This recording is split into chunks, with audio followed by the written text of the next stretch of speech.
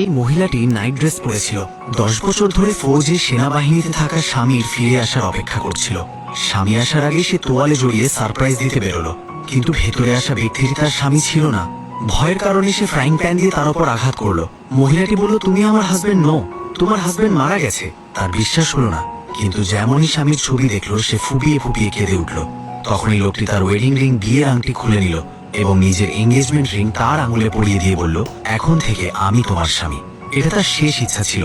মহিলাটির কাছে এটা বোকামি মনে হলো এবং সে তাকে বাড়ি থেকে বের করে দিল। এরপর সে মদে ডুবে গেল, কিন্তু লোকটি চলে যায়নি। সে রোজ তাকে সহ্য করতে লাগলো, কারণ তার ভয় ছিল যে সে মহিলাটি কোনো ভুল কিছু করে বসবে। একদিন কাঁচ ভাঙার শব্দ এলো। ভেতরে গিয়ে দেখলো যে মহিলাটি সুইসাইড, আত্মহত্যা করার চেষ্টা করছিল। নেশার কারণে সে হাত কাটতে পারছিল না। লোকটি তাকে বাথরুমে নিয়ে গেল। ঠান্ডা পানিতে তার হোশ জ্ঞান ফিরে এলো। মহিলাটি তাকে তাড়িয়ে দিতে চাইছিল, কিন্তু লোকটি প্রতিশ্রুতি পূরণ না করে যেতে চাইছিল না। সে যখন বাইরে এলো তখন লোকটি আর্মির জামা কাপড় পরেছিল। তার স্মৃতিগুলো ভেঙে চুরমার হয়ে গেল। লোকটি তার হাত ধরে নিল এবং তার মনে হলো যেন স্বামী ফিরে এসেছে। ধীরে ধীরে সে তাকে আপন করে নিতে লাগলো। দুজনে একসাথে থাকতে, একসাথে কাজ করতে করতে সম্পর্ক আরো গভীর হতে লাগলো। যখনই তার পুরনো স্বামীর কথা মনে পড়তো, লোকটি ফুল এনে তার মন ঘুরিয়ে দিত। অবশেষে সে তাকে ভালোবাসতে শুরু করলো।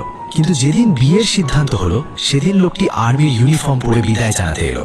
সে বলল, আর্জেন্ট মিশন আছে এবং 2.5 ঘন্টার মধ্যে বেসে পৌঁছতে হবে। মহিলাটি পথ আটকে দিল, মিনতি করলো যেন সে না যায়, কিন্তু লোকটি ভরসা দিল যে সে ফিরে আসবে। তার চলে যাওয়ার পর মহিলাটি স্তব্ধ হয়ে দাঁড়িয়েছিল। তখনই দরজা খুলল এবং তার মৃত ভেবে নেওয়া স্বামী টুপি পরে ঘরে ফিরে এলো।